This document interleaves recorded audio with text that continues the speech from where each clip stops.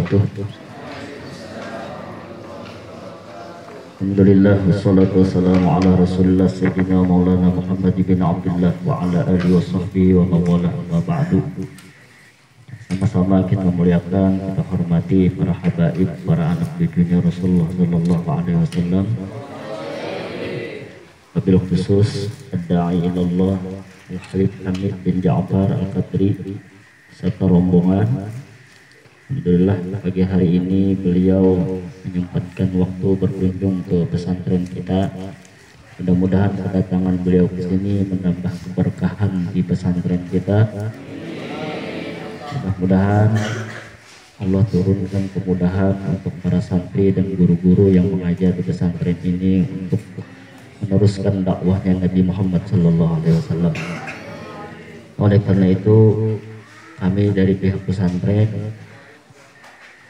meminta kepada Al-Habib untuk menyampaikan nasihat kepada kami semua yang berada di sini, menambah semangat kami untuk menuntut ilmu dan menyampaikan ilmu, dan kepada para santri agar benar-benar menyimak. Kalau perlu apa yang disampaikan beliau itu dicatat dan diingatkan, kalau bisa diamalkan di dalam menuntut ilmu nanti, mudah-mudahan mendapatkan ilmu yang berkah dan manfaat. Kepada beliau waktu dan tempat kami persilakan.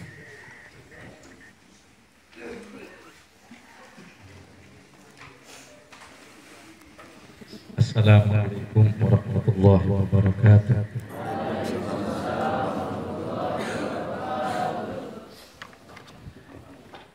Alhamdulillah.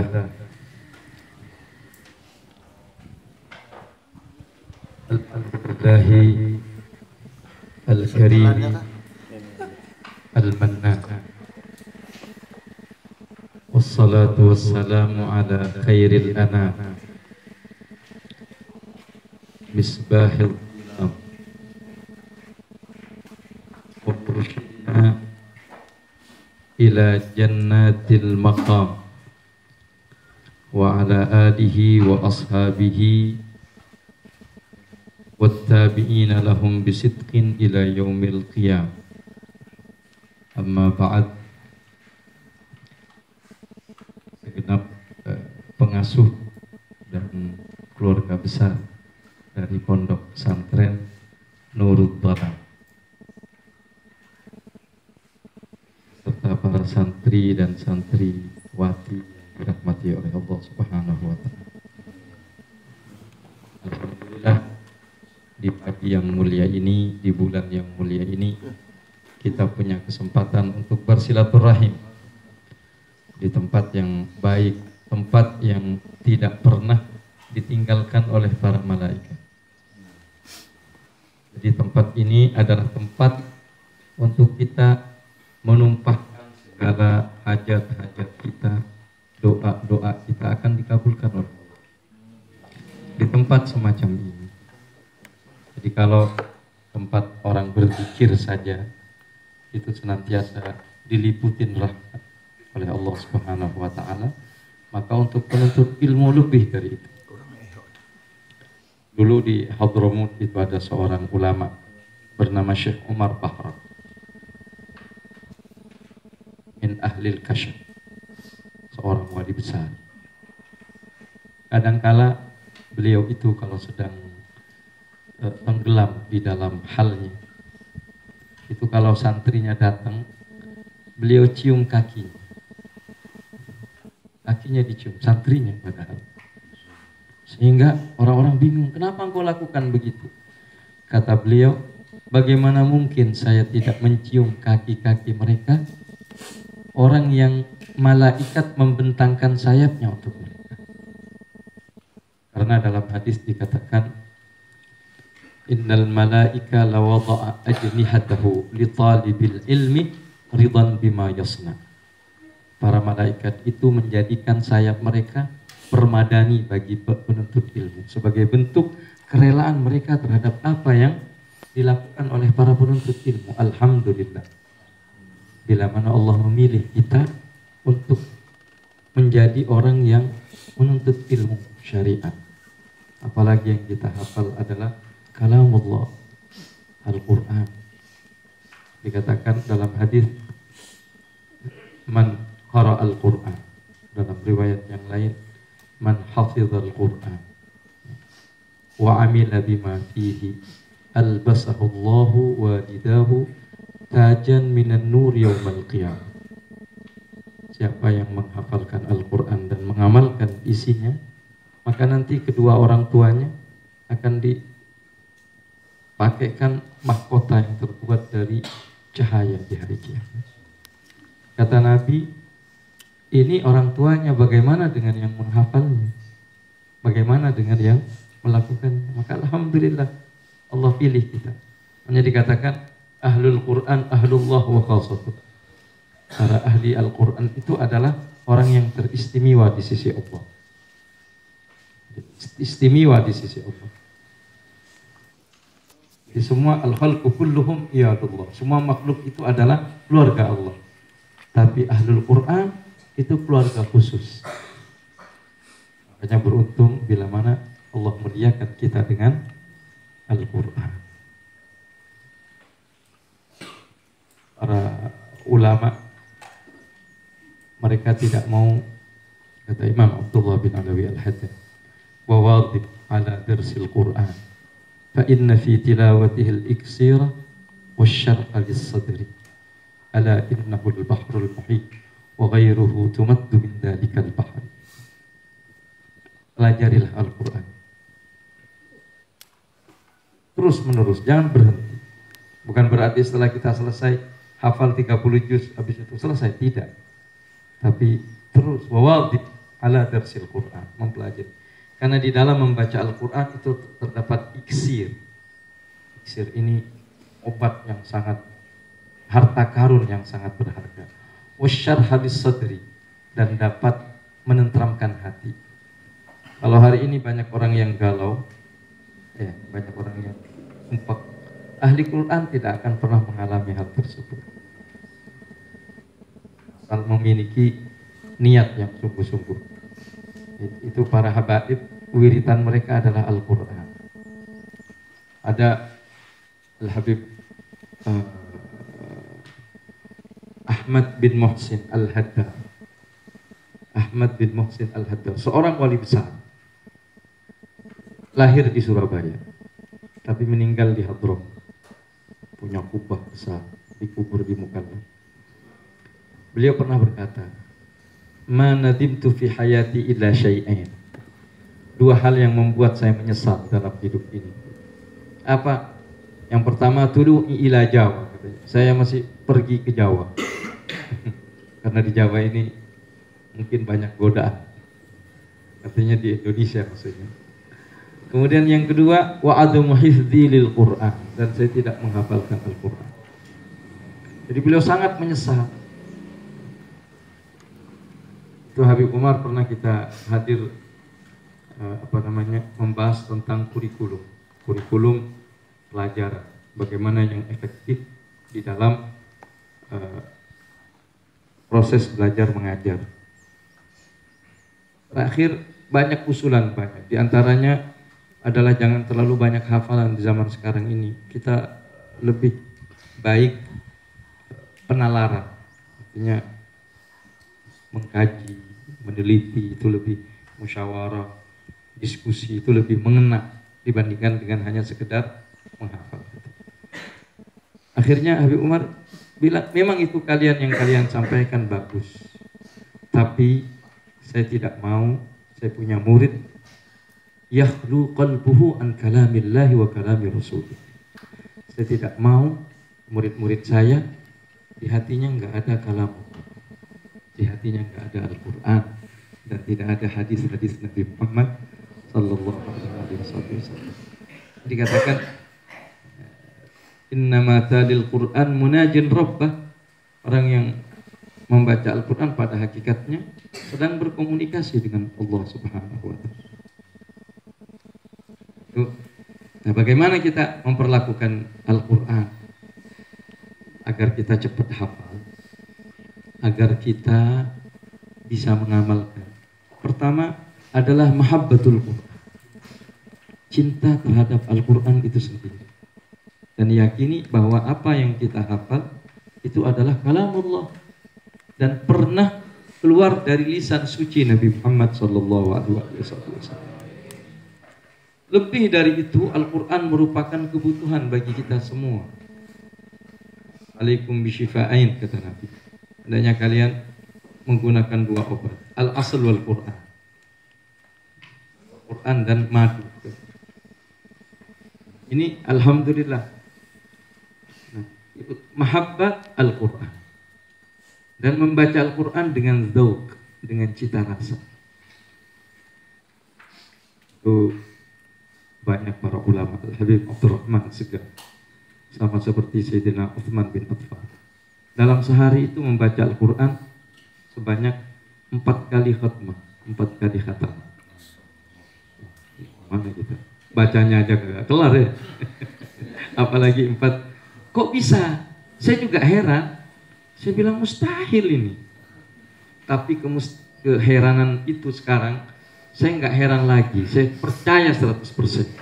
Kenapa? Setelah adanya handphone, itu orang udah ketagihan handphone, 24 jam sama handphone, nggak selesai.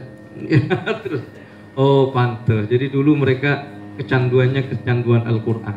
Kalau kita sekarang kan kecanduannya telepon, kecanduan WhatsApp, Facebook ya, IG dan lain sebagainya. Jadi nggak heran lagi. Kenapa? Udah kecanduan, enak. Makanya dulu ada seorang Habib bernama Muhammad bin Hasan Jamaluddin. Itu kalau bulan Ramadan, beliau itu nggak baca Quran. Padahal cintanya sama Quran luar biasa. Kenapa nggak baca Quran di bulan Ramadan? Sebab beliau itu kalau baca Quran nikmat. Bahkan kalau baca Quran ludahnya terasa seperti madu. Sehingga kata beliau, kalau saya baca Al-Quran di siang hari di bulan Ramadan, saya khawatir nggak dapat pahala karena nggak merasakan laparnya puasa. Bahkan ketika menunggu maghrib, itu biasanya disediain roti oleh keluarganya. Beliau udah pengen cepat maghrib, bukan pengen cepat buka puasa, bukan. Pengen cepat buka Al-Quran, pengen cepat baca Al-Quran.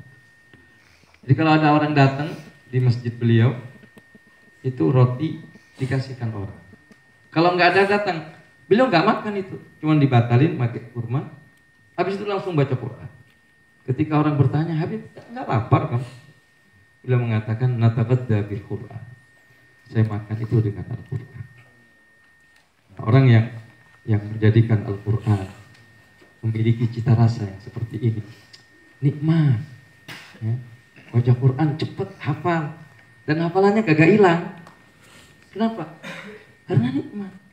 Suatu kenikmatan, orang itu paling takut bila mana kenikmatannya hilang, iya kan?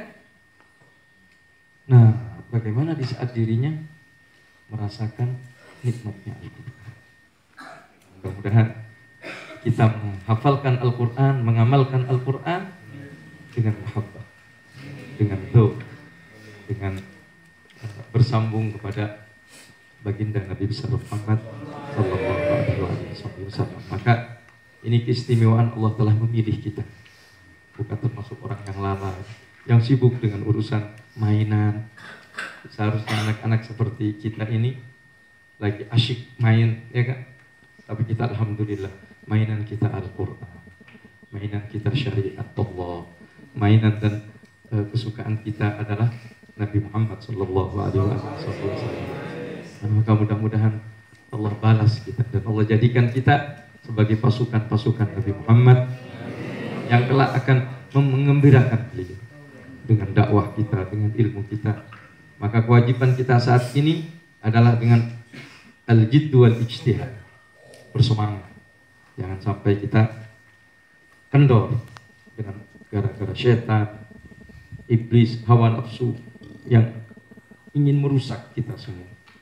Yang kedua, jaga adab.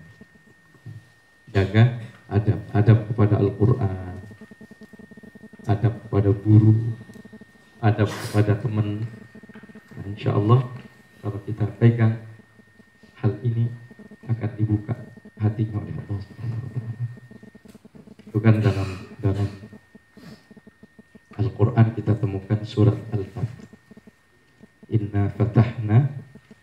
fatham mubin. Itu menerangkan futuh, bahwa Rasulullah akan futuh. Kapan? Kenapa Allah memproklamirkan keterbukaan? Itu Fathu Makkah. Namun kita artikan futuh di dalam segala hal. Kapan? Setelah sahabat tunduk kepada Nabi, menampakkan loyalitasnya yang tinggi saat Sulhul Hudaybiyah. Jadi di saat Sulhul Hudaybiyah itu, ceritanya tahun ke-6 Hijriah, Rasulullah mimpi diperintahkan oleh Allah untuk melakukan umrah. Akhirnya beliau berangkat umrah. Sampainya di Hudaybiyah, beliau dilarang oleh orang Quraisy, suruh balik. Sahabat udah kuat saat itu, mereka siap perang. Ya Rasulullah, kalau begitu kita perang aja. Kata Nabi, kita ini bukan untuk berperang, tapi niatnya untuk umrah, tapi kita dilarang. Akhirnya terjadilah diplomasi. Ya, intinya terjadi perdamaian, tapi kesepakatan itu tidak imbang, sebab menguntungkan orang Quraisy saja. Jadi misalnya saat itu nggak boleh umrah, bolehnya tahun depan, jadi harus pulang padahal mereka sudah pakai ihram. Yang kedua, kalau ada orang Quraisy masuk Islam dan dia mau hijrah, suruh balikin lagi ke Mekah, jangan diterima.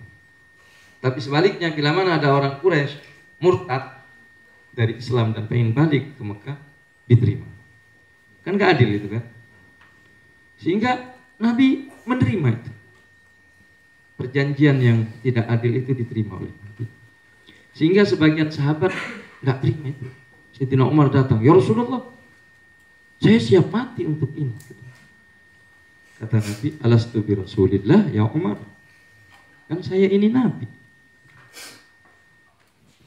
Ala bala, iya memang. Masih belum puas Sayyidina Umar. Sampai akhirnya Sayyidina Umar legowo. Udah deh, pokoknya pasrah sudah. Menerima peraturan Nabi sama Allah. Mau nggak adil, mau nggak imbang, itu urusan lain. Kita melaksanakan perintah Allah. Baru turun, inna fatahna laka fatham mubin. Apa pelajaran yang bisa kita ambil di sini? Bahwa seseorang yang ingin mendapatkan futuh, pemahaman, hafalan yang kuat, itu harus memiliki totalitas, memiliki adab, memiliki kesungguhan, terutama kepada mereka yang mengajari. Maka mudah-mudahan Allah Subhanahu wa Ta'ala memberi futuh kita semua, membuka hati kita semua. Mudah-mudahan Allah berkahi nurul dhalam, misbahul ana, muhil dhalam, yang menghilangkan segala kegelapan, kegelapan kebodohan, kegelapan kesesatan. Mudah-mudahan terbuka oleh kita semua. Kita menjadi penerang di masa-masa yang akan datang. Wassallallahu ala sayyidina Muhammad wa ala alihi wa sahbihi wasallam. Walhamdulillahirabbil alamin. Kurang lebihnya mohon maaf. Wassalamualaikum warahmatullahi wabarakatuh.